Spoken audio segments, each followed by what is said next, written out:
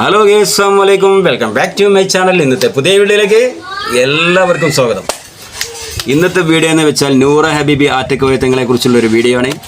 ഒരു സഹോദരിയുടെ മകൻ ഗൾഫിൽ ജോലി ചെയ്തുകൊണ്ടിരിക്കെ 3 വർഷത്തെ തടവ് ശിക്ഷയ്ക്ക്, അതായത് 3 വർഷം ജയിൽ ശിക്ഷയ്ക്ക് വിധിച്ചിരിക്കുകയാണ്. ഈ മകൻ തികച്ചും നിരപരാധിയാണെന്നാണ് പറയുന്നത്. പക്ഷേ 3 വർഷത്തെ ജയിൽ ശിക്ഷയാണ് വിധിച്ചിട്ടുള്ളത്. എല്ലാ വഴികളും നോക്കി ഒരു വഴിയും ഇല്ലാതായപ്പോഴാണ് നൂറ ഹബീബി ആറ്റക്കോയ തങ്ങളെക്കുറിച്ച് ഈ സഹോദരി കേൾക്കുന്നത്. അങ്ങനെ നൂറ ഹബീബി ആറ്റക്കോയ തങ്ങളെ അടുത്ത് വരികയാണ്. അങ്ങനെ ഈ സഹോദരിയുടെ വിഷമങ്ങൾ പറഞ്ഞു. ഇങ്ങനെ എൻ്റെ മകൻ ഒരു തെറ്റും ചെയ്തിട്ടില്ല, നിരപരാധിയാണ്, 3 വർഷത്തെ തടവ് ശിക്ഷയാണ് വിധിച്ചിട്ടുള്ളത്, എന്താ ചെയ്യേണ്ടതെന്നൊരു പിടിയുമില്ല യാ അല്ലാഹ് എന്ന് പറയുന്ന സമയത്താണ്, ഇതിനെക്കുറിച്ച് പറയുന്ന സമയത്താണ് നൂറ ഹബീബി ആറ്റക്കോയ തങ്ങൾ പറയാണ്, നിങ്ങളൊരു ടെൻഷനും ആവണ്ട, അള്ളാഹു ഇല്ലേ, നിങ്ങളൊരു വിഷമവും കരുതണ്ട, എല്ലാം ശരിയാകും. അങ്ങനെ നിങ്ങൾക്ക് ഇത് 3 വർഷമൊന്നും ആവില്ല, 9 മാസം കൊണ്ട് നിങ്ങളുടെ മകൻ ജയിൽ മോചിതനാവുമെന്ന് പറയുന്നു. പക്ഷേ അതിന് ശേഷം ഈ സഹോദരിക്ക് എന്തൊക്കെയാണ് സംഭവിച്ചത്, ഈ സഹോദരിയുടെ അനുഭവം എന്താണെന്ന് ഈ വീഡിയോയുടെ ഈ സ്ത്രീ വെളിപ്പെടുത്തുകയാണ്. വീഡിയോ ആരും സ്കിപ്പ് ചെയ്യരുത്. വീഡിയോ സ്കിപ്പ് ചെയ്താൽ നിങ്ങൾക്ക് ഇതിൻ്റെ ഫുൾ ഭാഗങ്ങൾ മനസ്സിലാക്കാൻ അറിയാനും കഴിയില്ല. ആദ്യമായി ഈ ചാനൽ കാണുന്നവരുണ്ടെങ്കിൽ ഒന്ന് സബ്സ്ക്രൈബ് ചെയ്യുക. അപ്പോൾ ഈ സഹോദരിക്കുണ്ടായ അനുഭവം എന്താണ്, നൂറ ഹബീബ് ആറ്റക്കോയ തങ്ങളിൽ നിന്നും മകൻ ജയിൽ മോചിതനായോ അത് വേറെ എന്തെങ്കിലും അനുഭവങ്ങളുണ്ടായോ എന്നെല്ലാം ഈ വീഡിയോയിൽ ഉൾപ്പെടുത്തിയിട്ടുണ്ട്. അതുകൊണ്ട് വീഡിയോ എല്ലാവരും കാണുക. അപ്പോൾ നമുക്ക് വീഡിയോയിലേക്ക് പോകാം.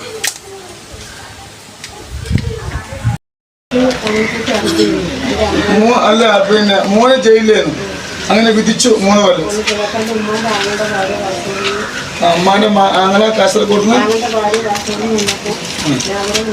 വിഷമങ്ങൾ പറഞ്ഞു. അങ്ങനെ ഞാൻ അന്ന് ആദ്യമേ മജ്ലിസിലേക്ക് അത് അത് രാവിലെ വന്നിട്ട് വെച്ച് കുട്ടിക്കടലിൽ ഇജാസത്ത് വേണമായിരുന്നു. ഇജാസത്ത് കിട്ടി. ചാവക്കാർ വന്നപ്പോൾ തങ്ങളെ കാണാൻ വന്നു. അങ്ങനെ മേലക്കുറക്കാട്ടേക്ക് വരാൻ പറഞ്ഞു, കാര്യങ്ങളൊക്കെ ചെയ്യും. അപ്പൊ തങ്ങൾ എന്താ പറഞ്ഞ് 3 കൊല്ലം ശിക്ഷ വിധിച്ചു. അങ്ങനെ 9 മാസത്തിനുള്ളിൽ ഇറങ്ങുമെന്ന് പറഞ്ഞു. അപ്പോൾ 7 മാസമായിട്ട് ഉപയോഗിച്ചായിട്ട് അന്ന് 2 മാസം ഇറങ്ങി. അതിന് രാഹുലിന് വരുമ്പോൾ നാട്ടിൽ 2 കേസുണ്ട്, ഈ ബിസിനസിൻ്റെ കേസ്. അതൊക്കെ മോഹൻപുരം ഗുജറാത്തിൽ കിട്ടും. ഇതുപോലെ ഞാൻ ഇവിടെ ഒന്ന് നോക്കാണ്ട് പറഞ്ഞു. എന്നോട് പറഞ്ഞ എന്താ പറഞ്ഞേ, ഇവിടെ വന്നിട്ട് രാഷ്ട്രീയം കൊണ്ടാൻ പറഞ്ഞു, ഇറങ്ങുമെന്ന് പറഞ്ഞോ? പറഞ്ഞു. അവിടുന്ന് പറഞ്ഞ് പാസ്പോർട്ട് കിട്ടിയില്ല. ബോംബെയിൽ ഒരു കേസുണ്ട്, ആള് നാട്ടിലുണ്ട്. ആള് നല്ല ആളാണല്ലോ, കേസൊന്നുമില്ലല്ലോ. ഇപ്പൊ അത് പരിചയപ്പെടാൻ പറ്റുമോ? എന്താ അൽഹംദുലില്ലാ. ഇപ്പൊ ജയിലിൽ നിന്ന് ഇറങ്ങിയോ? മാഷാ അല്ലാഹ്. അള്ളാഹുവിന് നല്ല കൽബ് കൊടുക്കട്ടെ. ഞാൻ ഇങ്ങോട്ടൊരു കാര്യം പറയാം. ഒരു കാര്യം നിങ്ങൾ ഈ വിഷമമായിട്ട് എൻ്റെ അടുത്ത് വരിക. അപ്പൊ ഞാൻ ചില ആളുകളോട് അല്ല അതിന് കണ്ണേർ സത്യമാണ്. സിഹറിനെക്കാട്ടിൽ നമ്മൾ പേടിക്കേണ്ട സാധനമാണ് എൻ്റെ കണ്ണേർ.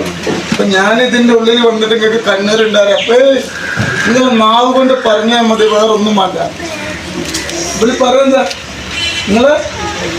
നിങ്ങൾ നാവ് കൊണ്ട് കയ്യും കാലും ഒടിഞ്ഞിട്ട് ഞാൻ നന്നാവുന്ന പടം നന്നാക്കും.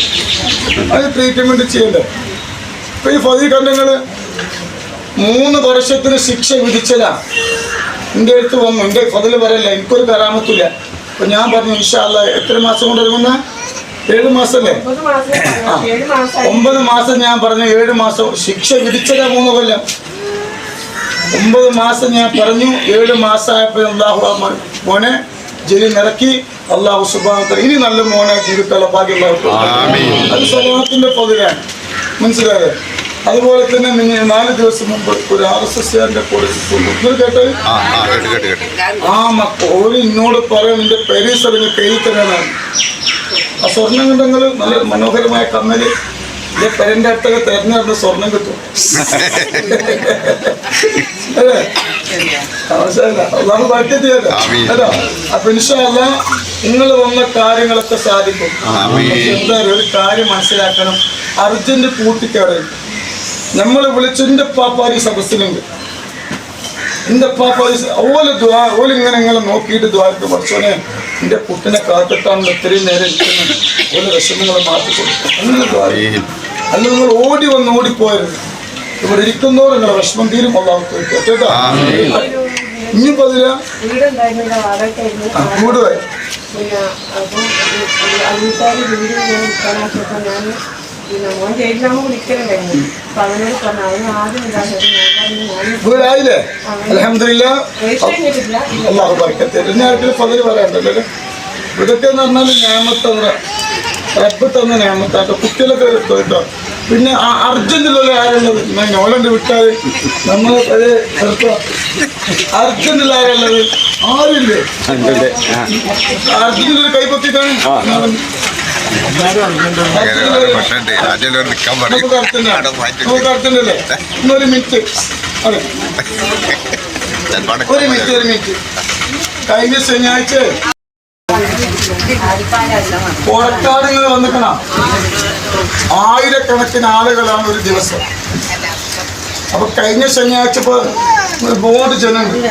അപ്പൊ ഒരു പെണ്ണുങ്ങൾ ഇതുപോലെ വന്നിട്ട് ഈ താത്ത മുടി ഇങ്ങനെ മറിച്ച പോലെ ഒരാൾ കയറി വന്നു. എന്നിട്ട് എന്നോട് പറഞ്ഞ മാപ്പിള്ള കാണാൻ കിട്ടില്ല. ഞാൻ ചോദിച്ചു എന്താ പേര്, എന്താ മൂപ്പർക്ക് ജോലി? എന്നോട് നിങ്ങളെപ്പോലത്തെ ചികിത്സക്കാരനാണ്. നിങ്ങളെപ്പോലൊരു ചികിത്സക്കാരനാണ്. അപ്പൊ ഞാൻ ചോദിച്ചു എന്താ പേര് ചോദിച്ചു. എന്നോട് നൂറ് ഹബീബ് തങ്ങളാണ്. പെണ്ണുങ്ങളാ എന്നെ കാണാൻ കിട്ടില്ല. തമാശ പറയില്ല. 3 മണിക്ക് ഞാൻ എഴുന്നേൽക്കും. എന്നിട്ട് ഞാൻ പിന്നെ ദുആ ചെയ്ത് 5 മണിക്ക് ഞാൻ ലൈവിൽ കയറും. ആ വഴി ബ്ലോക്കാക്കി ആരും അങ്ങോട്ടും ഇങ്ങോട്ടും വിടണ്ട. 5 മണിക്ക് കഴിഞ്ഞ് ലൈവിൽ കയറി 7 മണിയാകുമ്പോൾ കേട്ടി 7:30 മണിക്ക് ചായ കുടി കഴിയുമ്പോൾ എൻ്റെ പെരൻ്റെ അമ്മ താളെന്നറിയും. അപ്പം ഞാൻ 7 മണിക്ക് ചായ കുടിക്കുന്നതിന് മുന്നേ പെട്ടത് 8:30 മണിക്ക് ഇവിടെ. എൻ്റെ ജീവിതത്തിലൊന്നും ഇങ്ങനെ തന്നെയാണ്. അപ്പം അതുകൊണ്ട് മോളെ അർജന്റുള്ള ആൾക്കാരെ ടോക്കന് വാങ്ങാൻ ഇഷ്ടംപോലെ തങ്ങന്മാരുണ്ട്. ഞങ്ങൾക്ക് ദ്വാരക്കൂട്ടോ അർജന്റുള്ള ഒരു കൈക്കോളിയും എൻ്റെ ദ്വാരൊക്കെ ഉണ്ടാവും. എനിക്ക് സുഖമില്ല, ഡോക്ടർ റെസ്റ്റ് എടുക്കാൻ പറഞ്ഞു. എന്നാലും ഇങ്ങ് ഓടി വരുന്നത് ഇപ്പൊ കല്യാണത്തിന് നിങ്ങൾ ആരെങ്കിലും വന്നില്ല? ആ 15 മക്കൾ നിക്കാഹങ്ങൾ പങ്കെടുത്തില്ലേ? അതിന്റെ പൈസ ഇപ്പോൾ എണ്ണി തീർന്നിട്ടില്ല. എന്നോട് ഞാൻ ഓടി വന്നത്. അതുകൊണ്ട് അർജന്റ് ഉള്ളവര് നിൽക്കരുത്. വിഷമിച്ചിട്ട് ഒരുപാട് തങ്ങന്മാർക്കും മുയലന്മാർക്കും പണിയില്ല. അതുകൊണ്ട് ഇന്നോടൊക്കെ ദേശീയാണ് തമാശ പറയില്ല. അപ്പൊ അതുകൊണ്ട് ഇൻഷാ അല്ലാഹ് നിങ്ങൾ കൈക്കോലിന്റെ ദുആ ഉണ്ടാവും കേട്ടാ. ആ ടോക്കൺ വാങ്ങിച്ചത് മോളെ കുറച്ച് സബൂറാക്കണേ. ഇടങ്ങാറുണ്ടാക്കില്ല. ഞാൻ ഓരോരുത്തരും നോക്കി വിടും. ഞാൻ ചായ കുടിക്കില്ല. നിങ്ങൾ അതിന് സമയത്ത്